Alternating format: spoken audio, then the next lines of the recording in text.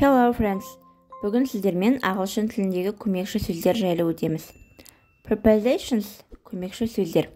Көмекші сөздер белгілі бір уақытты, бағытты, мекен-жайды айтатын кезде көп көмегін тигізеді. Мекен-жайға байланысты көмекші сөздер. In ішінде, on үстінде, at жанында, under астында, over үстінде, between арасында. Келесі уақытқа байланысты көмекші сөздер.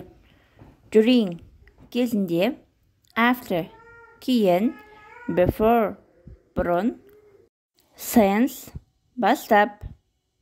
Келесі бағытқа байланысты көмекші сөздер.